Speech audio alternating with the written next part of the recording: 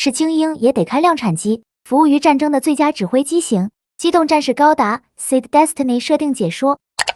机体型号 ZGMF1001 扎古幻影。是扎夫特基于已有机型扎古勇士而进行开发的量产型机动战士。该型机动战士与已经服役的量产机型扎古勇士相比，两者之间在外形上并没有多少区别。可见扎古幻影这一型机体的改进幅度并不大，除了使用2个尖盾这一明显不同之外，剩下的不同就是在扎古幻影的头顶位置多了一个角。这个角是指挥官用机型的标识，其作用是方便己方单位进行识别，所以由此可以确定扎古幻影的定位，那就是该型机体属于是指挥官用的机型，其负责驾驶的人员在职务上一般是队长的级别，并且这些人员还都是水平比较高超的精英驾驶员，所以为了能更好地发挥出精英驾驶员的能力，在开发时就确定了扎古幻影的整体性能要优于扎古勇士。当然，性能差距的幅度还不至于到代差的程度，更多时候还是要看驾驶员水平的发挥。如果对比之前的指挥官用机型习古，这款基于扎古勇士开发的扎古幻影，在生产端和维护端上节省成本具有巨大优势，不但能够直接利用扎古勇士的生产线所配套的维护和保养人员直接无缝对接进行作业，无需再投入培训增加额外的成本。尤其是当前与地球联合军陷入长期战争的情况下，扎夫特在扎古幻影上的这一做法，就能有利于缓解长期战争对资源消耗所带来的巨大压力。而所配备的武装自然与扎古勇士相同，主武器依然是光束突击枪和光束斧，因为右肩新增了一个盾牌，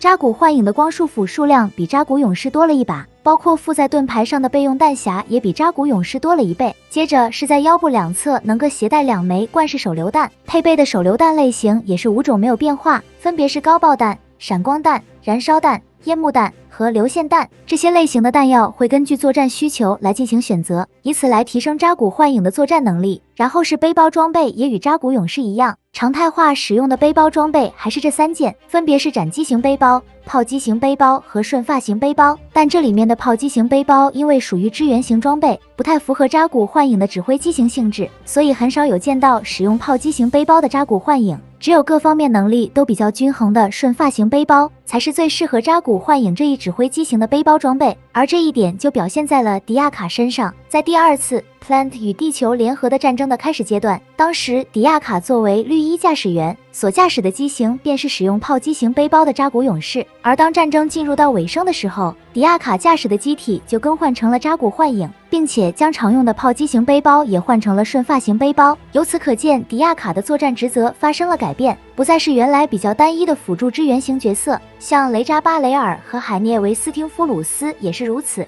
2人在各自的部队中都不只是单一的战斗员，所担任的职务均为 MS 作战部队的队长，所以一开始装备的机动战士都是扎古幻影，使用的背包装备也都是顺发型背包。可以说这个顺发型背包是最适合扎古幻影的背包装备，毕竟作为指挥官用的机型，在战斗队形当中，使用炮击型背包机体的位置会显得过于靠后，而使用斩击型背包机体的位置则就过于靠前，所以要想兼顾指挥和战斗发挥到最佳，顺发型背包就成了扎古幻影的最佳选择。此外，负责测试的红衣驾驶员丽卡西塔，原本由他负责测试的盖亚高达，在被幻痛部队的斯黛拉夺走了以后，使得丽卡西塔用回了扎古幻影，紧接着他就参加了阻止幻痛部队夺取高达的战斗。然后需要注意的是，扎古幻影使用顺发型背包比较有利并不绝对，有时也需要结合驾驶员能力的特点来选择合适的背包装备，也是比较重要的。像伊扎克驾驶的扎古幻影就使用的是斩击型背包，从他驾驶决斗高达参加过的战斗表现来看，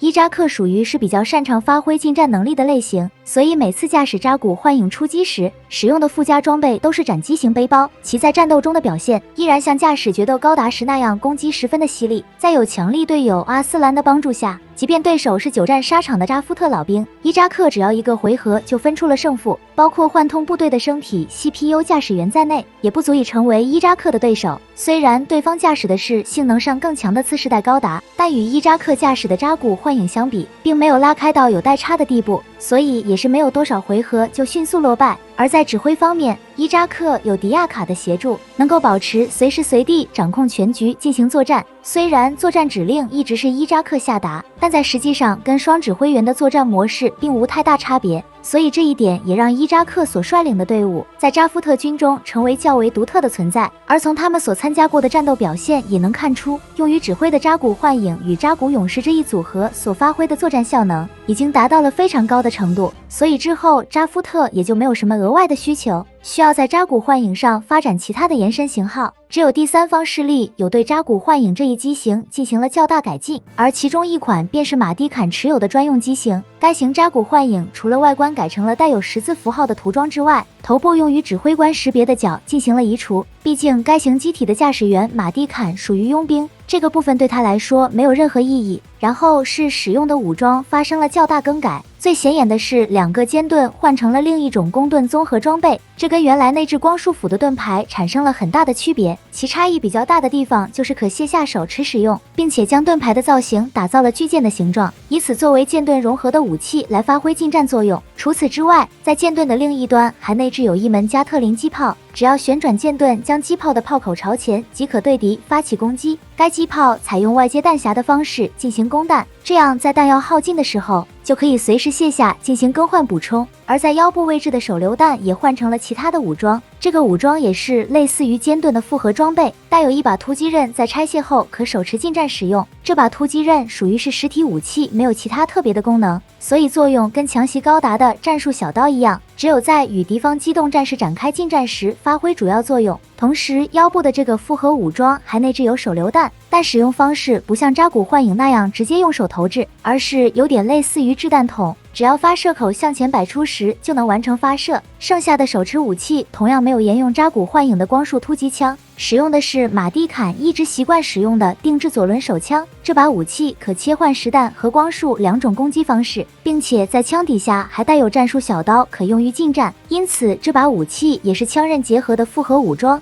这样在这一型扎古幻影上的复合武装就有了3种，由此可见驾驶员马蒂坎的武器偏好就像他用的十字涂装一样十分的偏执。然后就是后背的背包接口还有保留，如果有需要可随时安装背包装备，进一步提升战斗力。不过到目前为止还没有出现这架扎古幻影使用背包装备的情况。但是话说回来，这架机体参战的实战记录确实很少，目前已知的实战记录就是与自由记者杰斯一起跟地球联合军的一架MA 扎姆扎扎发生了战斗。由于扎姆扎扎装备有阳电子光束盾，展开后可直接抵挡各型武器的攻击，并且扎姆扎扎的攻击力和机动速度同样很强，其整体的战斗力甚至要远超于高达，一旦被盯上的话将很难摆脱掉扎姆扎扎的追击。然而在这场战斗当中发生了神奇的一幕，就在马蒂坎以贴脸的距离对扎姆扎扎疯狂输出攻击了以后，让扎姆扎扎的阳电子光束盾失去了效用，无法再次展开。突然出现这种情况，一下子让战斗双方都感到了吃惊。很快没了阳电子光束盾防护的扎姆扎扎被击退，于是这场十分惊险的战斗便到此结束。